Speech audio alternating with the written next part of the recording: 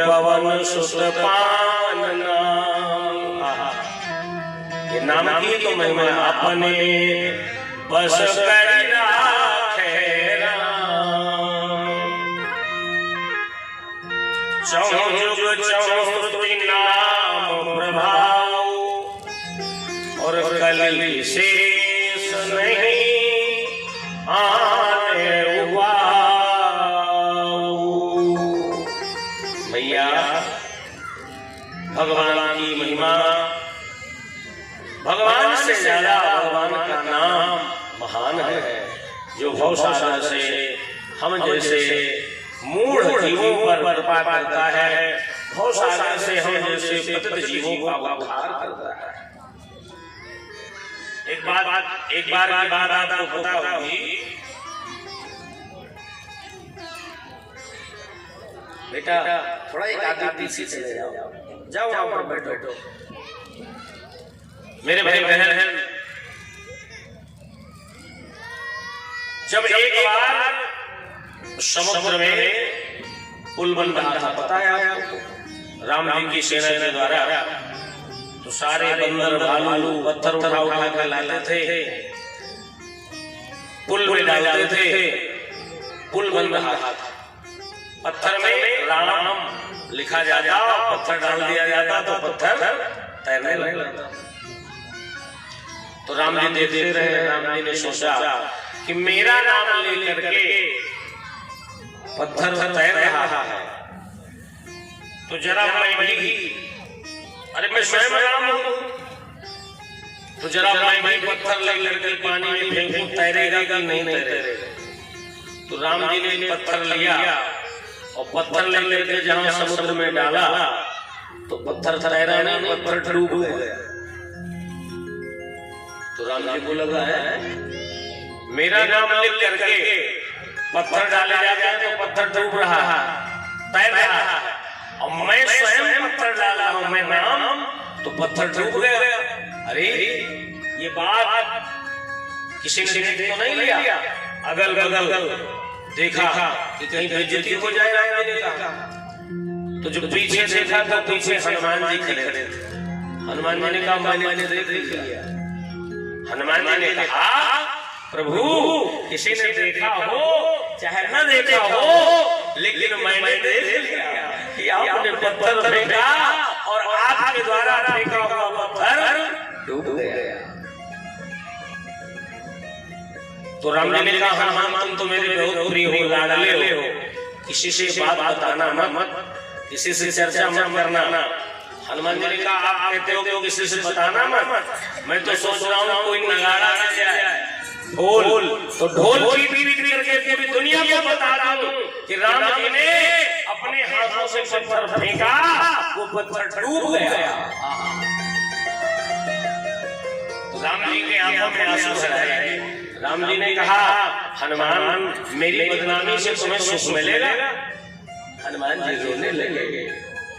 हनुमान जी ने कहा प्रभु आप ये बताओ कि आप अपने हाथों से जिसको फेंक दोगे, आप जिसको अपने हाथों से जिसका परित्याग कर देंगे तो वो तो सरकार डूब ही जाएगा।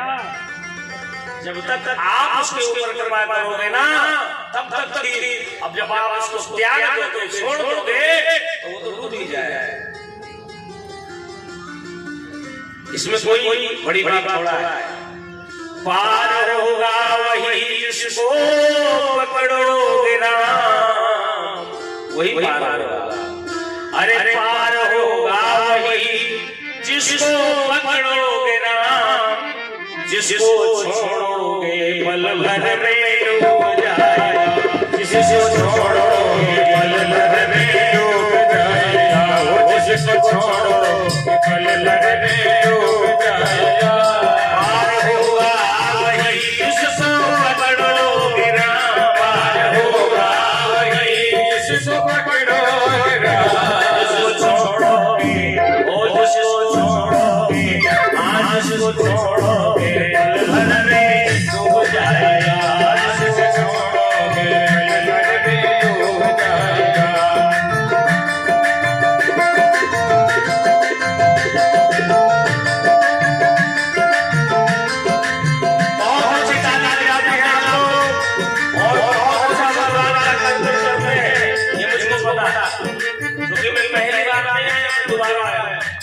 मुझे पता है कि आप बहुत अच्छा मान डालेंगे, बहुत अच्छी ताली बजा लेंगे, पर याद देना पड़ता है ना। ठंडी दौरे में आप साल में ऐसे आके बैठे हो, अब तो बढ़िया बात है, मौसम में चेंज बदल दिया तो ताली बजाओ, ताली बजाओ और रोज बजाओ।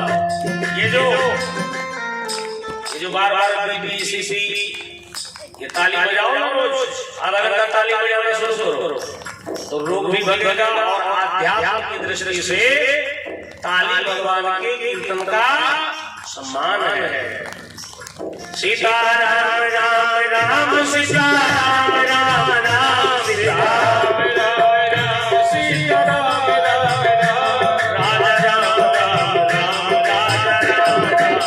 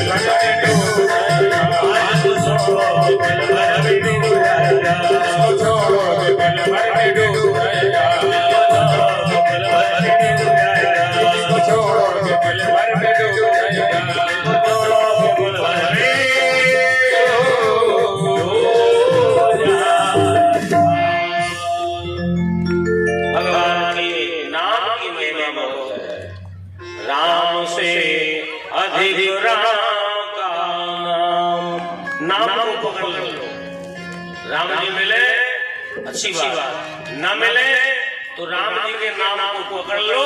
राम जी की हिम्मत नहीं है कि राम जी को एक न एक दिन आपके पास आना पड़ेगा। अंत में निकला ये परिणाम, क्या निकला? राम से बड़ा राम का नाम, राम से बड़ा राम का नाम। भक्त बने लो हरि हरि सदा, अनुराग कपीज हृदय में समाना। प्रभु सेवा करें चित शुद्ध रखें, जो सदा करते फिरे हरि के गुणगान। यमराज के दूतों ने क्या कहा? यमराज के दूतों श्री यमराज ने कहा कि अरे रुद्रो, जो जिनके गले में तुलसी की माला पड़ी हो, रुद्राक्ष की माला पड़ी हो, जिनके मस्तक में टीका लगा हो, जो भगवान का चरणामृत पान करने के लिए दौड़ लगा दे, हाथ फैला दे, भगवान के सत्संग में आए, उनको कभी मेरे पास भूल करके आने के बाद नहीं लाना, नहीं लाना, नहीं लाना।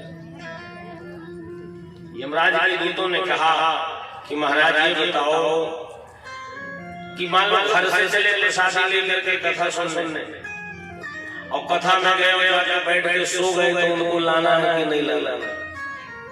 बताओ भाई, घर से प्रसाद लेके चली माताएं भाई लोग, और कथा में आए कथा सुनने के लिए, तो यमराज के दूतों ने कहा कि वहां हम जाकर बैठ के सो गए, तो ये बताओ उन्हें लाए कि ना लाए?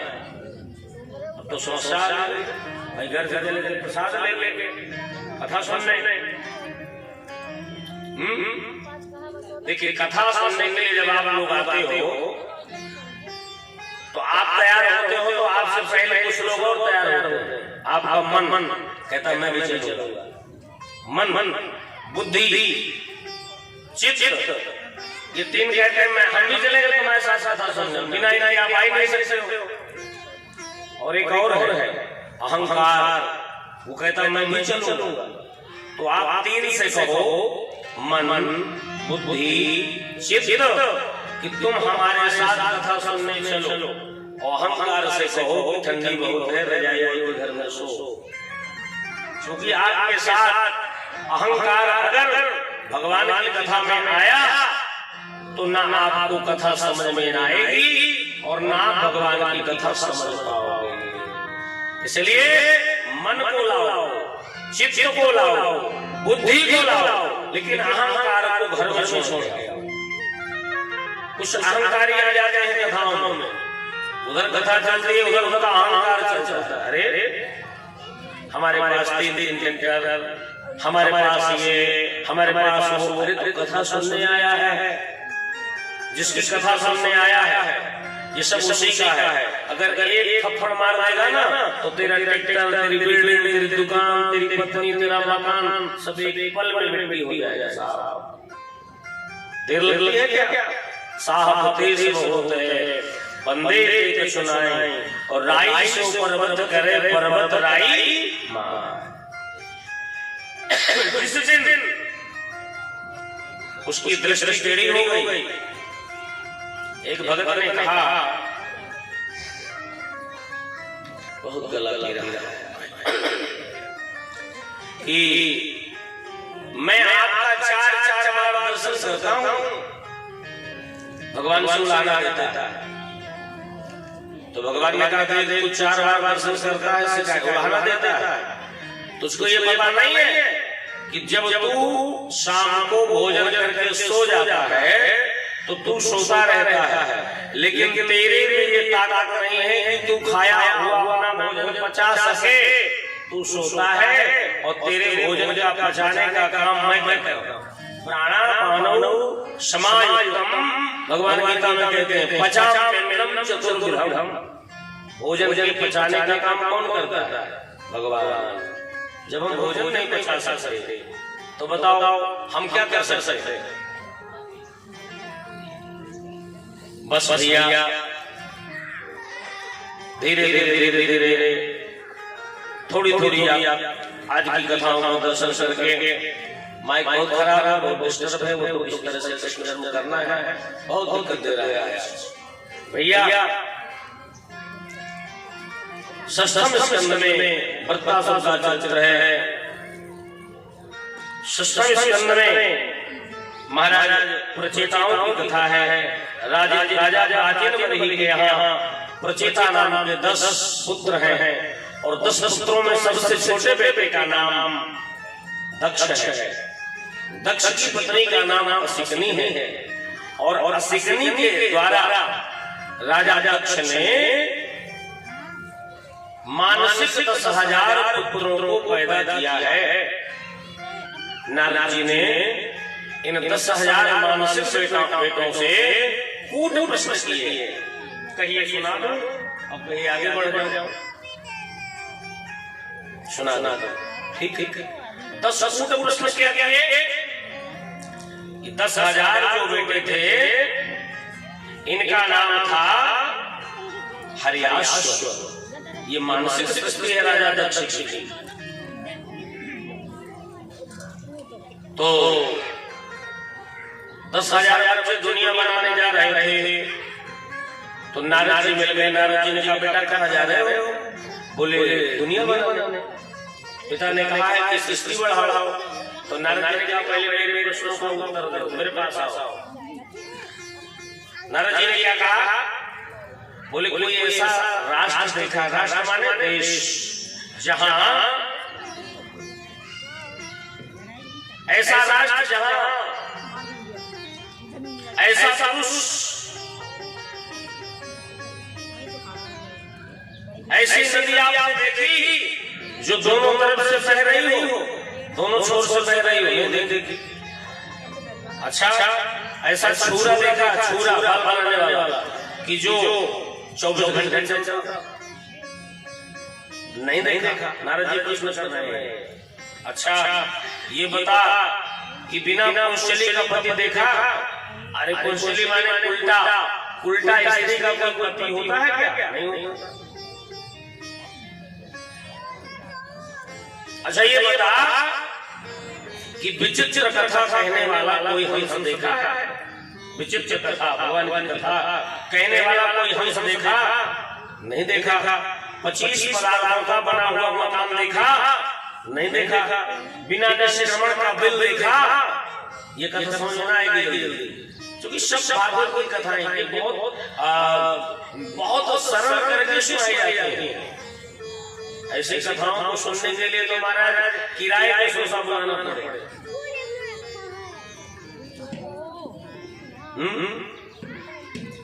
इसमें कोई राजा रानी, तोता मैना, शेर साहूकार है, बिल्ली तोता मैना की कहानी नहीं है। वो तो सुनते हो आप लोग।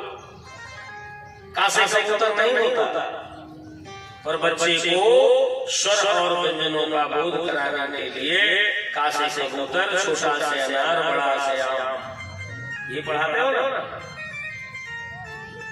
किसको स्वर व्यंजन का बोध हो जाए। जो वास्तव में जितना सरलीकृत करके सुनाया जा रहा है वो नहीं है भागवत में। अरे साहब ये तो मोक्ष की झुंकी है भागवत, मोक्ष का ग्रंथ है ये। राजा परीक्षित ने मरते से सुना था इसको। जब कुछ नहीं देखा तो जाओ तपस्या करो। सब तपस्या करने चले गए। बक्स को पता चला रे राम देखो तो इसको, नारद जी को मेरे 10-10 हजार बेटों को बाबा बना दिया, भिक्षुक बना दिया। तो दक्ष ने फिर से 10 हजार बेटे पैदा किए। पहले बेटों का नाम था हरियास, और ये दोबारा बेटे हुए, इनका नाम हुआ सबलाश्व। क्या नाम हुआ? बोलो जोर से, सब सो रहे हो? सबलाश्व। फिर ये चले और फिर इनसे यही प्रश्न किया जो मैंने सुना दी, इन्हें भी नहीं बता पाए। तो बोले तुम भी जाओ, तुम भी पहले तपस्या करो। अब नारद जी ने क्या सोचा कि जिनके 20-20 हजार बेटों को मैंने महात्मा बना दिया, बाप कितना धर्मात्मा नहीं होगा। जरा बाप के पास चलो। और उधर दक्ष जल रहा था, धम रहा था कि मेरे 20-20 हजार बच्चों को नारद जी ने महात्मा बना दिया। अगर नारद मिल जाए तो इसकी दुनिया तोड़ डालो। अब दुनिया कैसे बढ़ेगी? और नारद जी पहुंच गए। तो नारद जी की तरफ उंगली उठा के देखो, ये उंगली किसी की तरफ जल्दी उठानी नहीं चाहिए। विषम परिस्थितियों में उंगली उठाई जाएगी। राजा दक्ष ने जहां देखा नारद जी को, तो नारद जी की तरफ उंगली करके कहते अहो असाधु साधुना साधु लिंगेन नस्तया। अरे असाधु, तुमको साधु किसने बना दिया? नारद जी। और जब से नारद जी को ये उंगली दिखाई, तब से ये उंगली अब पवित्र हो गई। माला जपते हो तो माला के बाहर माला की झोली होती ना गोमुखी की, तो ये उंगली बाहर होती है। अगर ये पूजा के पानी में उंगली पड़ जाए तो पूजा का पानी बेकार हो जाएगा। दूसरे की बुराई, देखो आदमी कितना बुरा, पर ये नहीं देखता कि ये उंगली उसकी तरफ अगर जा रही है तो ये तीन उंगली मेरी तरफ है कि जरा बेटा देख, उसकी तरफ तो एक है, तेरी तरफ तीन है।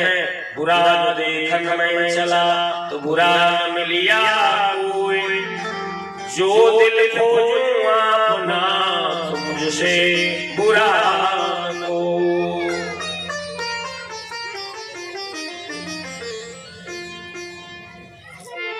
राजा दक्ष ने श्राप दे दिया नारद को कि आज के बाद जितनी देर तक एक गौ माता दूही जाती है, दूध निकाला जाता है नारद, आप एक जगह उतनी देर तक ठहर पाओगे, इससे ज्यादा रोगे तो तुम्हारे सिर में चक्कर आने लगेगा। नारद जी ने कहा ये तो बढ़िया होगा, जब जितनी देर एक जगह रुकना है तो न मकान बनाना पड़ेगा, न कुटिया बनाना पड़ेगा, न झोपड़ी बनाना पड़ेगा, बढ़िया आनंद से चलते रहेंगे, घूमते रहेंगे। मेरे भाई बहन, फिर राजा दक्ष के द्वारा 60 कन्याओं को जन्म दिया गया। मैंने 2-3 दिन से बता रहा हूं आपको कि सृष्टि के पहले ही कन्या ज्यादा बेटे दो, बेटियां 3, आकृति देव होती और महाराज मनु की तीसरी बेटी प्रसूति। राजा दक्ष ने 60 कन्याओं को जन्म दिया। 1-2 कन्याएं हमारे घर हो जाती है ना, तो फिर महाराज गुब्बारे जैसे गाल भूल जाते हैं। हाँ, ये बेटियां अपना, पता है, ये बेटियां अपना भाग ले आती हैं। सुन ले, तुम भी कह रहे थे, ये बेटियां अपना भाग ले आती हैं। हमारे भैया श्रीमती कल कह रहे थे गुरुजी बहुत तंग करती हैं। हमने कहा जब से पैदा हुई तो बोले तब से तो आनंद है, चकाचक है। तो हमने कहा फिर जब चकाचक है कुछ तो फिर तो कुछ ना कुछ साथ में मिलेगा ना। ये बेटियां बहुत महान है, बेटियों का जीवन त्याग से सजा है, बेटियों का जीवन तपस्या से सजा है। एक दिन सुनाया था ना कि जो बेटी बाप को दौड़ के पानी पिला देती है ना, समझ लेना बोला।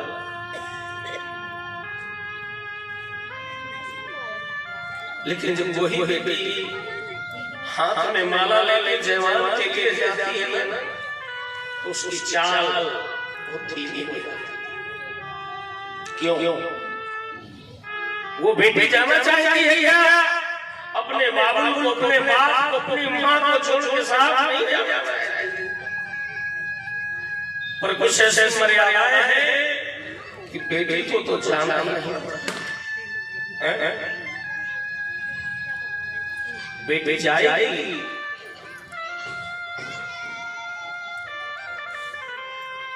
अपने बाप के द्वारा दिए हुए दहेज के बर्तनों को रगड़ मांजती है, साफ करती है। बर्तनों को मांजती है नहीं, जो दहेज में बाबू के द्वारा, पिता के द्वारा जो बर्तन दिए गए उनमें मेरे पिता का नाम लिखा है, मेरे पिता का नाम लिखा है। तो अपने बाप के नाम में गंदगी नहीं रहने देना चाहेगी बेटी। कभी आप देख लेना, आप बेटी को सूखा खिला दो, बेटी को फटे कपड़े पहना दो, साहब सब सह ले, पर बेटी के बाप को जरा गाली दे वो सीधी सादी भोली भाली बाप को उसको पास के बाप को आपने कुछ कहा, लड़ जाएगी, रोने लगेगी, चिल्लार करने लगेगी। एक गरीब बाप बेटे के लिए पता है उसके कन्यादान करने के लिए, उसके हाथ पीले करने के लिए साहब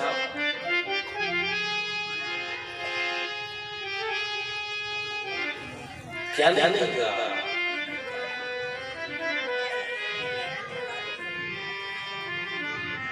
बेटी देवी का रूप होती है,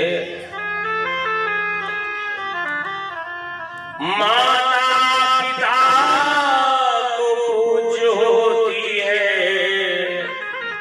और याद रखना, जग में महान काम करते हैं जो कन्या का दान करते हैं।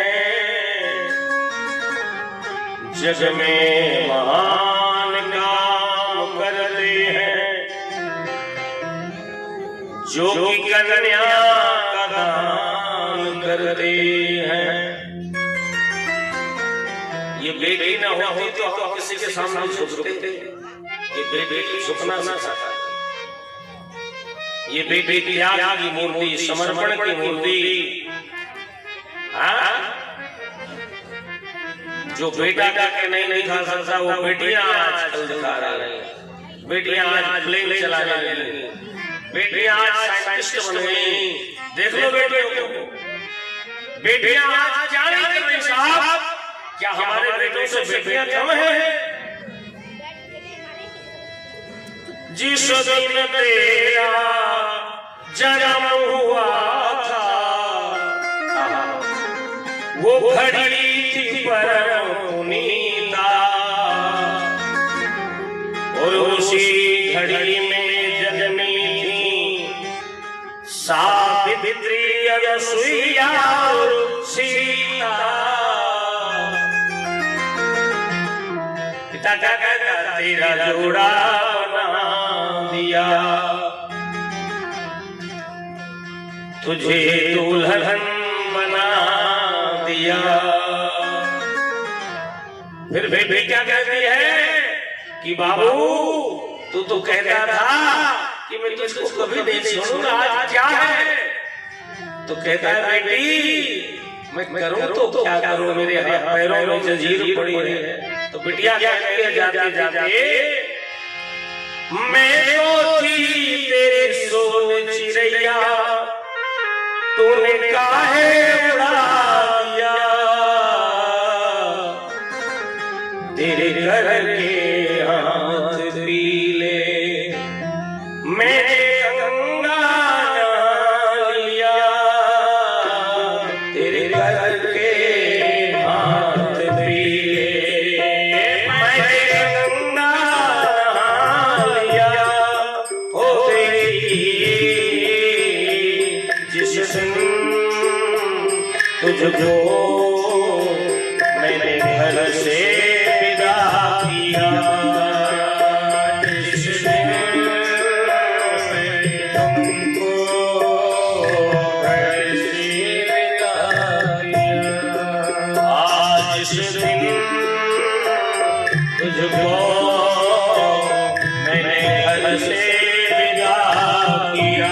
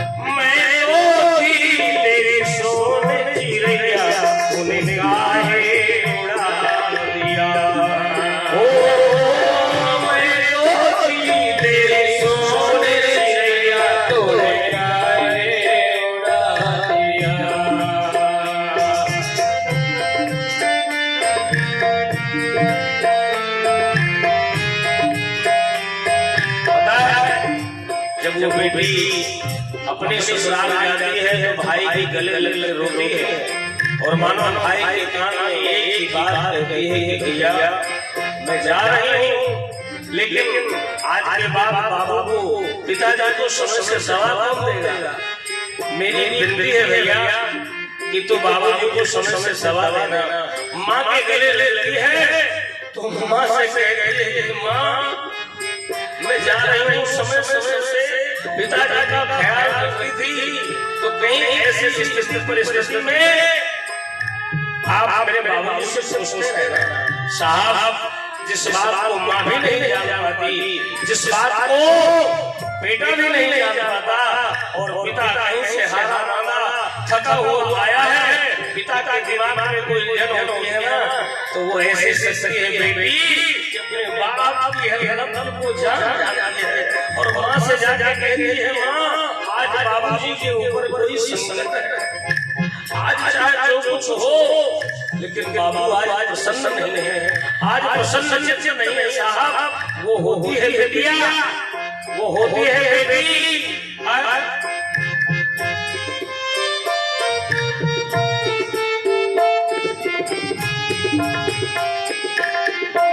हाँ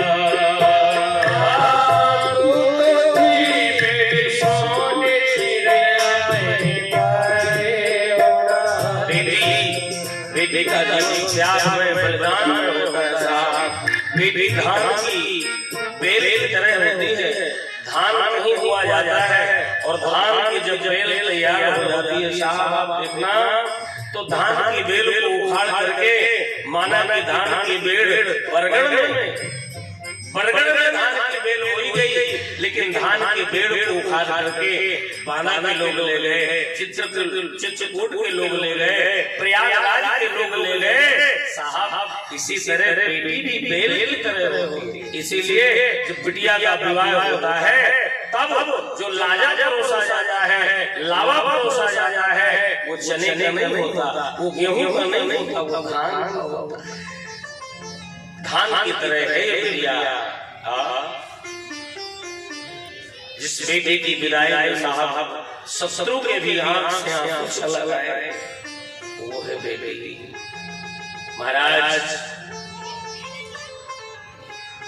60 बेटियों का बाप महाराज दक्ष 10 कन्याओं को धर्म के साथ ब्याह किया, 13 कन्याओं का विवाह कश्यप के साथ कर दिया। ये बेटियां दुहिता हैं, एक कुल में पैदा होती हैं, दूसरे कुल में अपना परिवार पोषती है। कन्या जब कन्या होती है तब तक वह माता पिता के वश में होती है, वही कन्या जब किसी की पत्नी बन जाती है तो पति के वश में रहती है, और जो ही कन्या माँ बन जाती है तो बच्चों के वश में रहती है।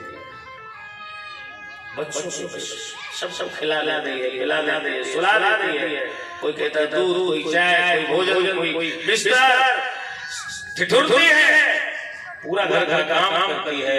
इसके बाद सोने के समय अगर मिल जाता है तो खा लेती है और नहीं पेट के बाद सो जाती है। इससे बड़ा त्याग है। तो बेटियों से ज्यादा परेशान क्यों होते हैं साहब? बेटियां तो भगवान की धरोहर है साहब। त्यागा किया कश्यप जी को। 27 कन्याओं का विवाह चंद्रमा के साथ अश्विनी, भरणी, कृतिका, रोहिणी, मृगशिरा, आर्द्रा, पुरुषो, पुष्यो, श्लेषा, मघा, पूर्वा, फाल्गुनी, उत्तरा, फाल्गुनी, हस्त, चित्रा, स्वाति, विशाखा, अनुराधा, ज्येष्ठा, मूल, ये 27 कन्याएं चंद्रमा के साथ कर दिया। और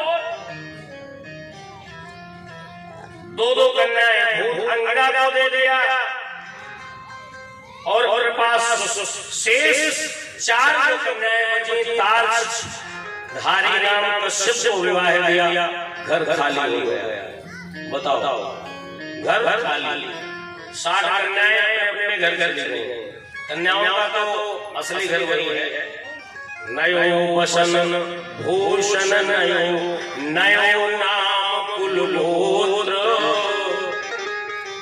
बेटी का विवाह हुआ, कपड़े ससुराल के, गहने ससुराल के, गोत्र पिता का नहीं, गोत्र पति वाला, माँ दूसरी, पिता दूसरा, परिवार दूसरा, ये त्याग है। और इन्हीं 60 कन्याओं के द्वारा पूरा संसार भर गया। 2 पांव वाले, 4 पांव वाले, जमीन को फाड़ करके जो वृक्ष निकलते हैं, ये सब इन्हीं 60 कन्याओं की संतानें हैं। 60 कन्याओं में से जो 13 कन्याएं कश्यप को ब्याही गई, दिति, अदिति, तनु, मनु, नागों की मां का नाम कद्रू हुआ।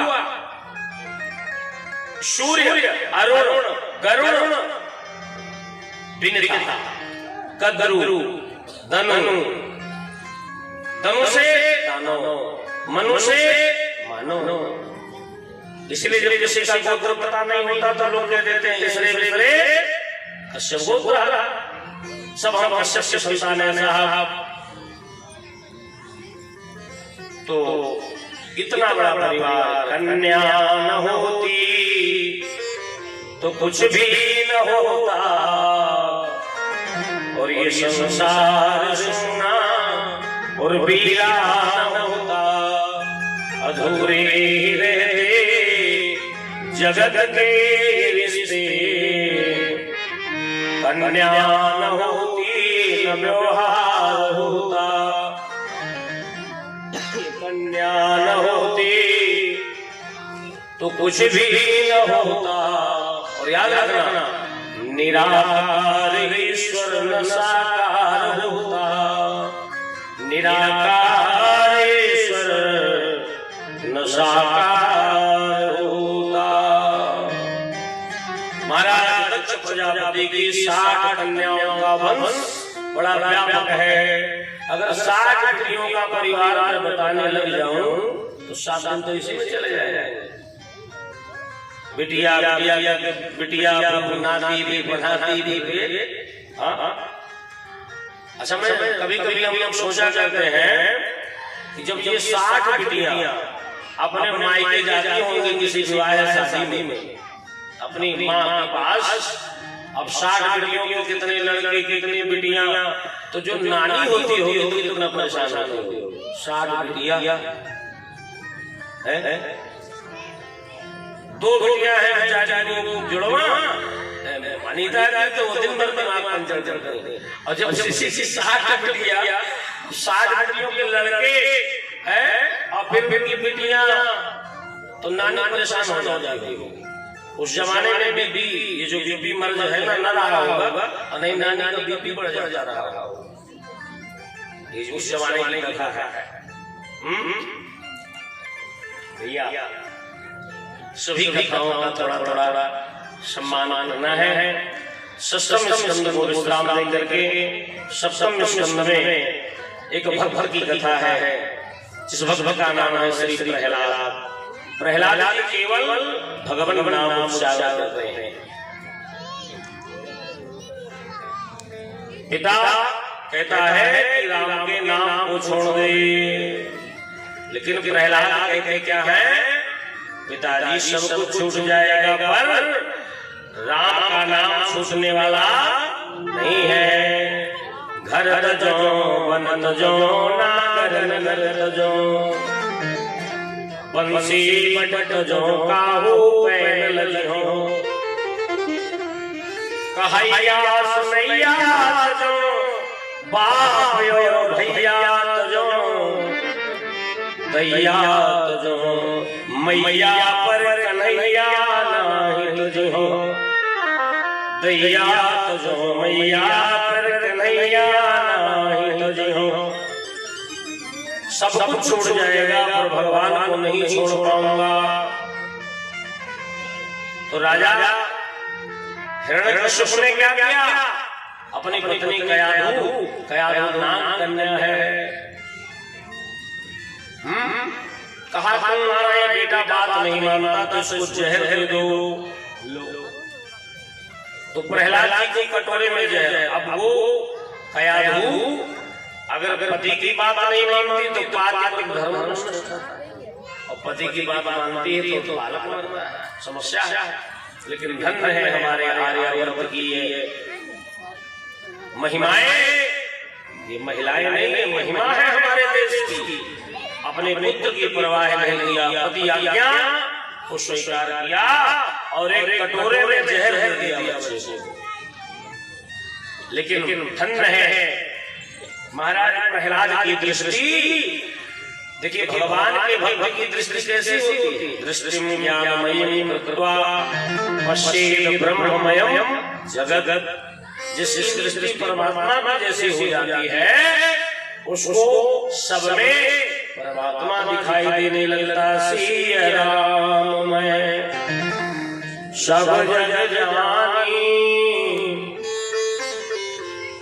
और गरम प्रणाम जोर जुग पानी। उस जहर में परमात्मा का दर्शन किया, जहर पी लिया, प्रेम रंग के प्रेम जहर में मनमोहन मुरली वाला बजा रहा था बंसी ननखट प्यारा वो नंदलाल। जहर पी लिया, कुछ नहीं। अजगरों के बीच में डाल दिया गया, कुछ नहीं हुआ। साहब समुद्र में फेंका गया, कुछ नहीं हुआ। भगवान के भक्त का कोई बिगाड़ सकता है क्या? नहीं बिगाड़ सकता। अरे जिसके रक्षक है श्री राम तो उसे कोई मार नहीं सकता। प्रभु जगन्नाथ का भक्त जगत से हार नहीं सकता। प्रभु जगन्नाथ का भक्त जगत से हार नहीं सकता। बड़ी यातनाएं करो सदा के रखवारी जिम बालक राखे मां।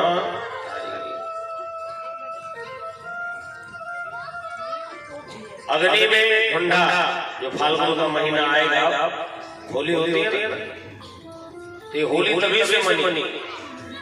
हिरण्यकश्यप की बहन थी, उसने कहा भैया मैं तेरी बहन हूँ और इसकी बुआ हुआ मेरे लाला, तू अपने बच्चे से इतना परेशान क्यों होता है? मेरे भाई बहन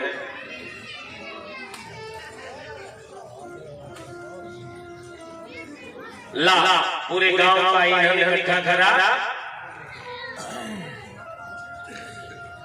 और मैं मेरे बच्चे को ले बैठ जाऊंगा। मेरे पास एक चदरिया है, तो वो चदरिया का प्रभाव ये है जो छोड़ लेगा वो आग को जला नहीं पाएगा और तेरा ये बालक अपने आप जल के मर जाए। तो पूरे गांव का ईंधन इकट्ठा ढूंढा राक्षसी बैठ गई भतीजे को ले। क्या हुआ पता है? भगवान के भक्त को अगर कोई जलाए तो जैसे लंका दहन के समय 49 पवन चलने लगे थे, हरि प्रेत तेहि अवसर, उसी तरह जब प्रहलाद को जलाने का प्रयास करती है ढूंढा, ऐसी हवा चली, ऐसी पवन चली कि जो चदरिया बुआ उड़े थी वो उड़ के भतीजी के ऊपर लिपट गई। तो भतीजी तो बच गया और ढूंढा मर गई सुरे। वो भगवान के भगत को जलाना चाहती है। भगवान कहते हैं कि मेरे भक्त को जो कोई जलाना चाहता है ना वो स्वयं जल जाता है। जो अपराध जगत कर करई राम रोष पावक सोई जर।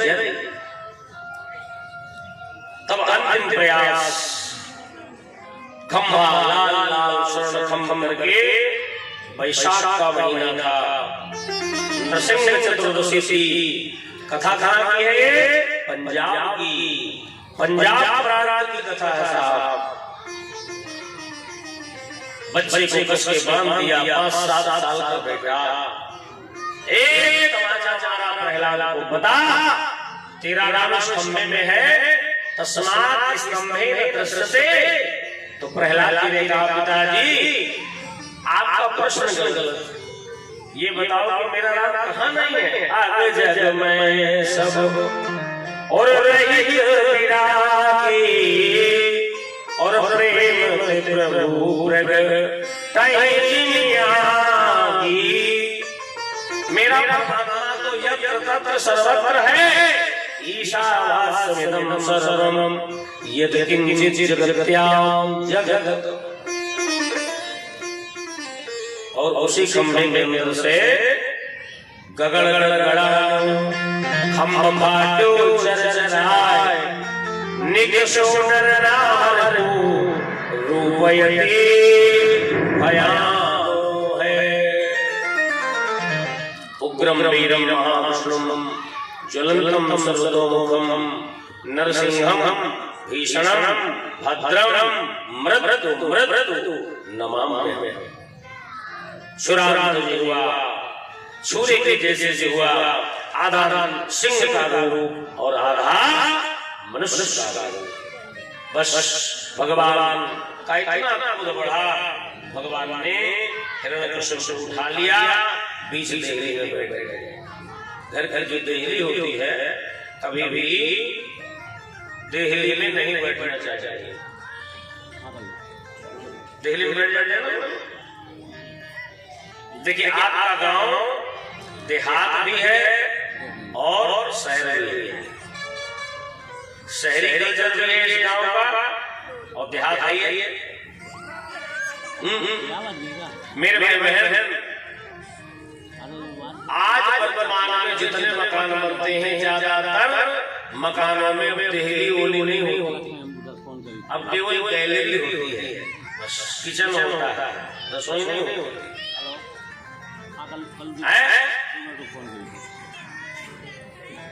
कहीं आप प्रदेश जा रहे हो तो देहली अगर आपके मकान में है, आप सौभाग्यशाली हो तो देहली को प्रणाम करके जाओ।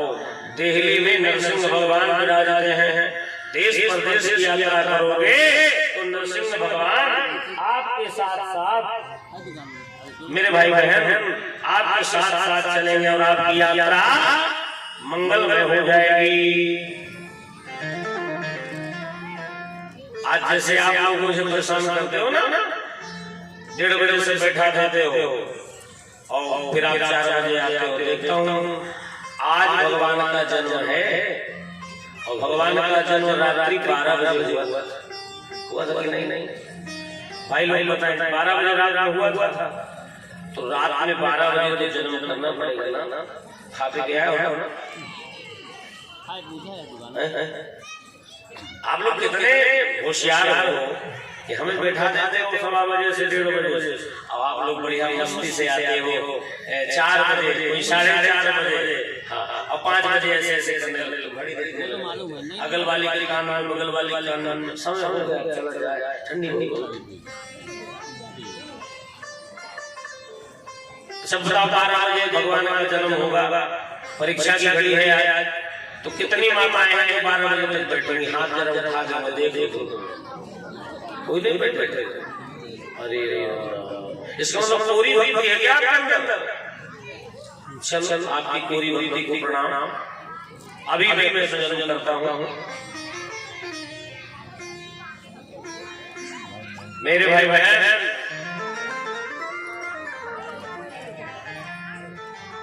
भगवान ऐसे नहीं मिलते साहब।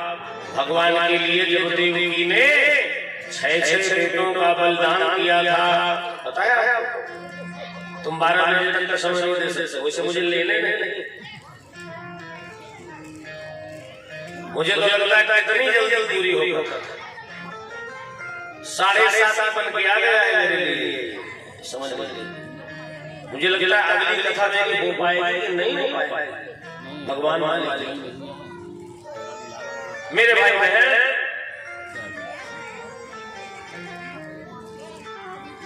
भगवान के लिए बहुत समर्पण चाहिए, भगवान के लिए त्याग चाहिए।